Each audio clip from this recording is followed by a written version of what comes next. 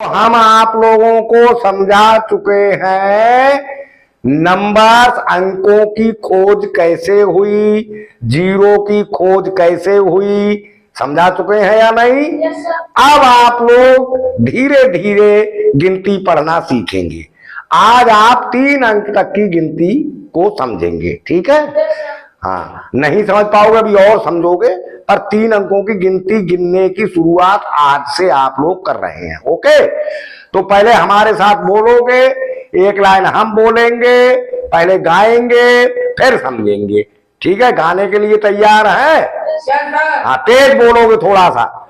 हाँ, संख्या एक अंकीय अंक के होती बराबर है। संख्या अंकीय अंक के होती बराबर है। 2 अंकों में दाया अंक 10 गुने के बराबर है। 2 अंकों में दाया अंक 10 गुने के बराबर है। 3 अंकों में जो भी बाया अंतिम अंक आता है। 3 अंकों में जो भी बाया अंतिम अंक आता है। मान उस अंक का अपने 100 गुने के बराबर है। मानो से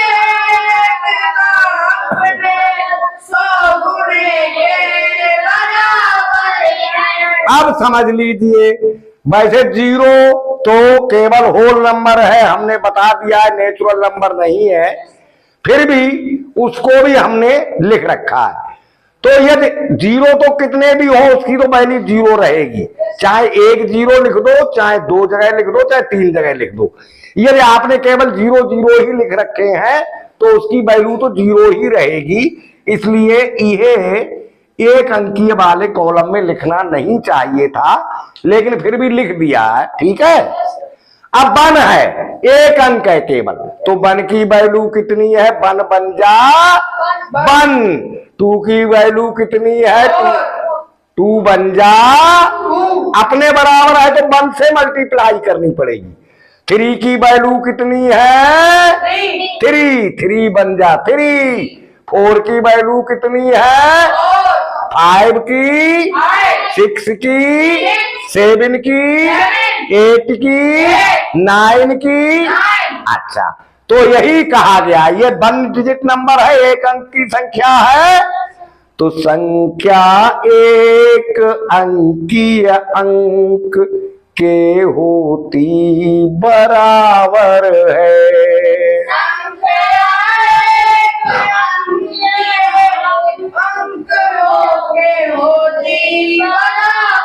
यानी 1 डिजिट का नंबर अपने जितना लिखा है उतना बराबर होता है। 1 है तो 1 है, 2 है तो 2 है, कोई कम ज्यादा नहीं होता।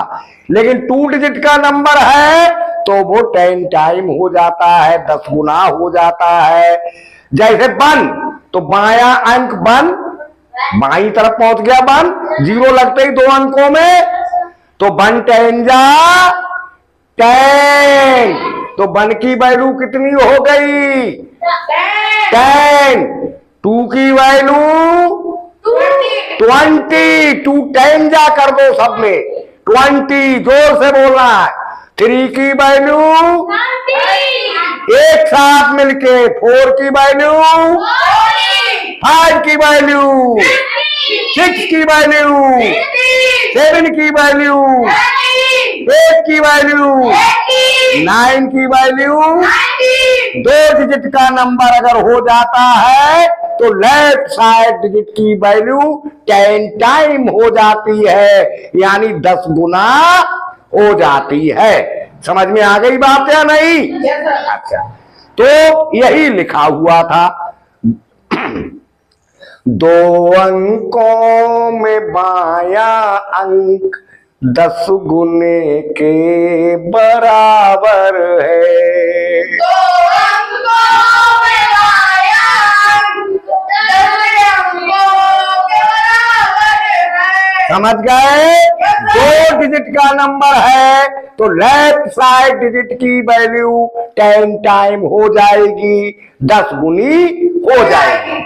अब आते हैं 3 डिजिट पे, तो जो सबसे लास्ट में बाईं तरफ है, लेफ्ट साइड डिजिट है लास्ट की, उसकी वैल्यू 100 टाइम हो जाएगी, यानी 100 गुनी हो जाएगी। तो 1 की वैल्यू कितनी हो गई?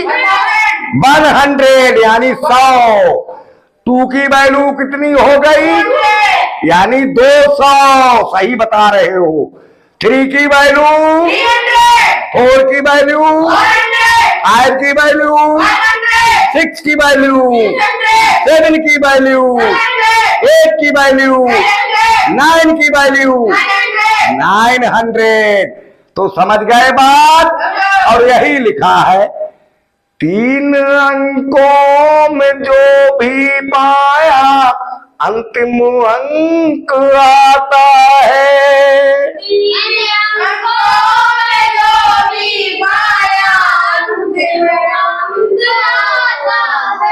मान उस अंक का अपने 100 गुने के बराबर है।